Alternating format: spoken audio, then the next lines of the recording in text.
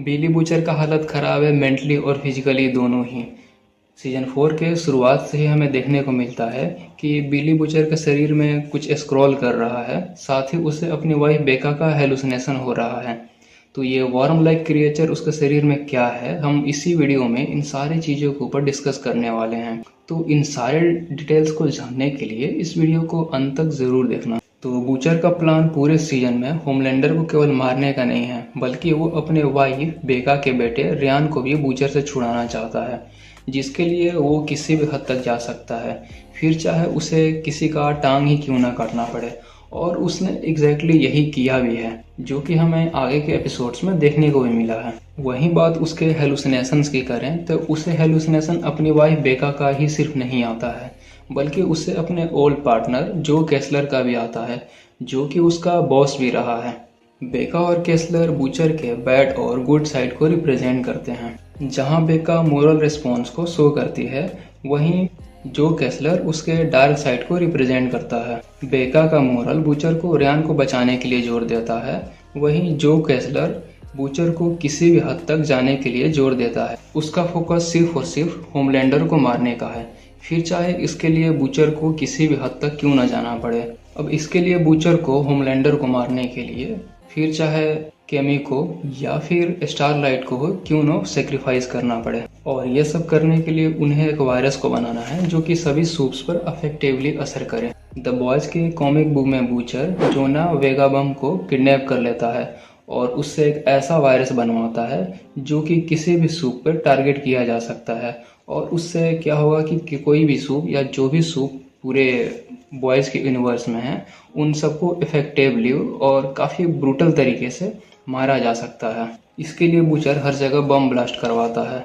अब bomb blast होने पे क्या होता है कि उससे वो वायरस निकलता है और वो उन सभी सूप्स को टारगेट करता है। लेकिन वायरस उन सूप्स को भी टारगेट करता है जो कि इनोसेंट हैं, और यहाँ तक कि कंपाउंड वी में काम करने वाले इनोसेंट एम्प्लॉयज़ पर भी, जिनके ऊपर कंपाउंड वी का ट्रेसेस होता है। और वैसे लोग भी जिनके पास कोई सुपर पावर नहीं होता है, बट उनके ब्लड में कंपाउंड वी के ट्रेसेस होते हैं। और यहाँ तक कि द बॉयज़ के भी कुछ मेंबर्स जिन्होंने कभी द कंपाउंड वी का कुछ सीरम अपने अंदर इंजेक्ट किया हुआ होता है, या फिर जिनके ब्लड में कंपाउंड वी है। तो बेसिकली बूचर एक गिरा हुआ बंदा है जो कि अपने अल्टीमेट गोल के लिए किसी भी हद तक जा सकता है।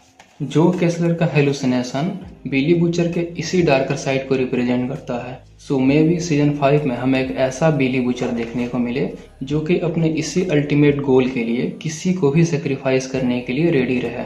मतलब कि वो अपने अल्टीमेट गोल को अचीव करने के लिए इनोसेंट लोगों को, यहाँ तक कि अपने फ्रेंड्स को भी सेक्रीफाइस करने के लिए तैयार रहे। और अगर ऐसा हुआ तो कॉमिक बुक के ही तरह द बॉयज़ हमें बूचर के अगेंस्ट में टीम अप करते हुए दिखेंगे, जो कि आगे चलकर बहुत ज़्यादा डार्क हो जाएगा, लिटरली बहुत डार्क। और ये सब देखने में हमें मज़ा तो बहुत आने वाला है। और द बॉयज़ के प्लॉट में एक भयंकर ट्विस्ट भी हो जाएगा। कॉमिक बुक में द बॉयज़ होमलैंडर को कैसे मारते हैं और बिली बूचर को कैसे रोकते हैं, ये सब जानना है तो मैं फिर कभी किसी और वीडियो में अच्छे से एक्सप्लेन कर दूंगा।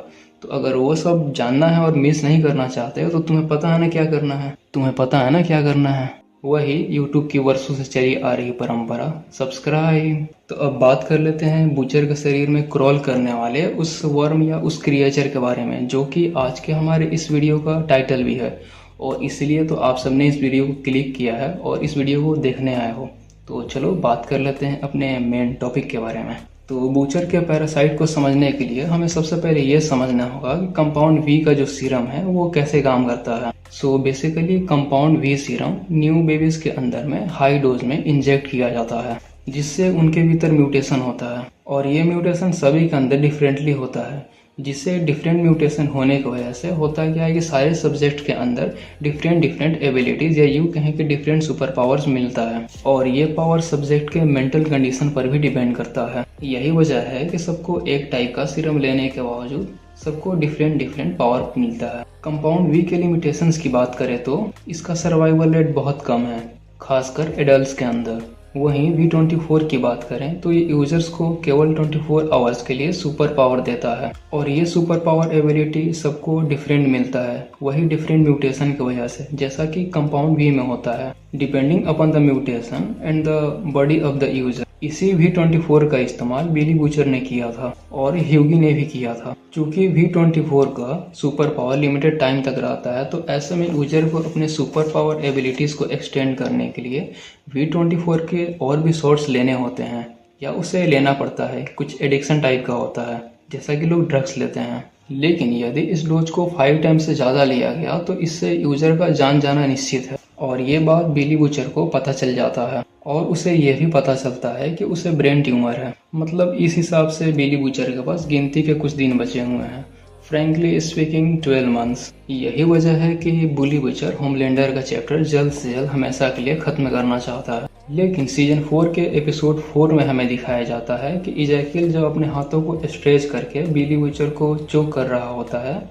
तब उस वक्त बिली बूचर लगभग मरने वाला ही होता है। तभी बूचर ब्लैकआउट हो जाता है और उसके बाद हम देखते हैं कि इजैकिल का चीथड़ा बन चुका है। इसी सीन में हम देखते हैं कि बूचर के सर के ऊपर कुछ क्रॉल कर रहा है, लेकिन इजैकिल का चीथड़ा कैसे बना, ये बिली बूचर को भी इसके बारे में कुछ अंदाजा नहीं होता है। ठीक डिसोसिएटिव आइडेंटिटी डिसऑर्डर यानी कि DID की तरह, जैसा कि हल के साथ होता है और मून नाइट में मार्क स्पेक्टर के साथ। मतलब कि जब एक पर्सनालिटी टेक ओवर करता है तो दूसरे पर्सनालिटी को इसके बारे में कुछ भी पता नहीं रहता है। दूसरे पर्सनालिटी को ये याद ही नहीं रहता है कि उसके फर्स्ट पर्सनालिटी ने क्या किया है। बूचर के साथ भी कुछ ऐसा ही हुआ, उसे याद ही नहीं था कि वहाँ पर क्या हुआ, उसने इजैकिल को कैसे मारा। और इजैकिल के ब्रूटल डेथ के बाद बिली बूचर खुद भी बहुत ज़्यादा शॉक था, और ये सब तब हुआ जब बिली बूचर लगभग मरने ही वाला था। मतलब बिली बूचर के अंदर जो वर्म है वो कहीं ना कहीं बिली बूचर को मरने से बचा रहा था, और ऐसा इसलिए हो सकता है क्योंकि उसके अंदर जो वर्म है उसे जिंदा रहने के लिए किसी होस्ट की ज़रूरत होगी, और यही वजह है कि सबसे परफेक्ट होस्ट उसे मिल चुका है, जो कि है बिली बूचर, और वो उसे मरने नहीं देना चाहता है क्योंकि वो उसके ज़रिए खुद भी जिंदा रहना चाहता है। तो अब सवाल है कि बिली बूचर के शरीर में वो वर्म गया कैसे। अब तक इस वीडियो में मैं बता चुका हूँ कि V24 काम कैसे करता है और उसके साइड इफ़ेक्ट्स क्या क्या हैं। सीजन 3 में बिली बूचर ने होमलैंडर को रोकने के लिए V24 का शॉट लिया था, ये जानते हुए भी कि V24 से उसके शरीर पर ड्रास्टिक साइड इफ़ेक्ट है और उससे उसे कैंसर हो रहा है।